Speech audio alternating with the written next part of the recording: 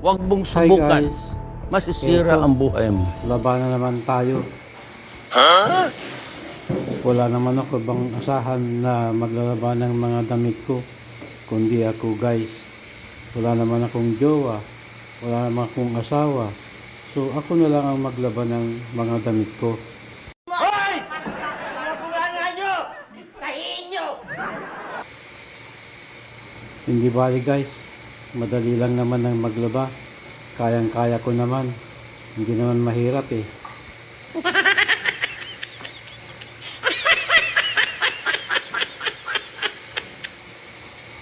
Nasanay naman na ako, kaya madali lang kong gawin ito. Una lang naman, pag maglaba ka, banlawan mo para medyo maalis yung mga dumi. Banlawan mo ng todo bago mo ikusot, tulad ng ginagawa ko ngayon. Binabanlawan ko muna, guys, di ba? Kailangan pag-aralin natin ang lahat ng maglaba para maganda. Nakakahiya na hindi ka nag-aral. Dahil kung alam mong maglaba para sa sarili mo, advantage yan para sa iyo. Dahil hindi ka na aasa sa iba, hindi ka na pupunta sa washland para maglaba, ikaw na mismo ang maglaba para sa sarili mo para hindi ka mahirapan. Ganun nga guys ang ginagawa ko. Kaya bintahe talaga ang may kaalaman ka sa paglalaba o sa gawaing bahay. Kailangan din marunong kang magluto para hindi ka na umasa sa iba, hindi ka na bibili sa restaurant. Ang paglalaba naman guys ay mahirap eh. Ay hindi naman ganong mahirap pala. Madali lang naman yan basta alam mo. Tiyaga lang. Saka alam mo naman, lakas ng loob lang. Ganun lang yung guys. Ganun talaga ang buhay ng isang OFW. Kailangan marunong ka sa lahat ng bagay. What? Bro, what are you talking about, man? Maganda nga maglaba guys eh. Kasi nakakaalis ng stress. Pag busy ka sa paglalaba, hindi mo na kailangang isipin pa ang mga stress sa iyong buhay. Maaaliw ka ba? Kaya maganda rin ang maglaba, exercise din yan para sa sarili mo. Para sa ganun ay maganda ang katawan mo, pangatawan mo. Hindi na magkakasakit, ganyan. Malayo ka sa sakit pag alam mo na hindi ka stress, di ba? Ganun lang yun ang buhay guys. Tawa naman dyan oh.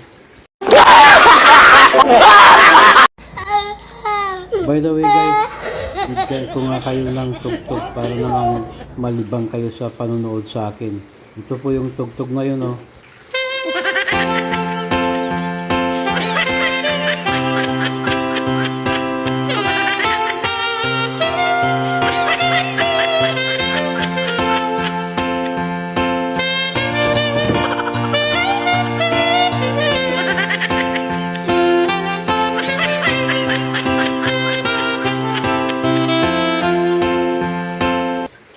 Ayan guys, di ba maganda ang tugtog na yan?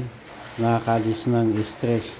Saka pag naririnig nyo ang tugtog na yan, malilibang kayo. At hindi na kayo problema sa inyong mga buhay. Ganyan lang guys ang buhay-buhay natin. Kailangan nating happy sa lahat ng oras. Life is short, kaya dapat lagi tayong masaya. Di ba? Alam nyo naman ang buhay natin ngayon mahirap. Kaya relax lang. Huwag nating masyadong intindihin ang ating mga problema sa buhay.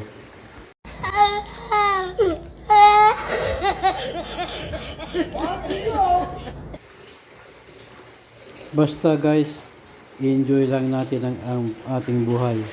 Life is short. Kaya maging masaya tayo palagi para sa ganun hindi tayo ma-stress guys, di ba? Ganun lang yun. Be enjoy lagi.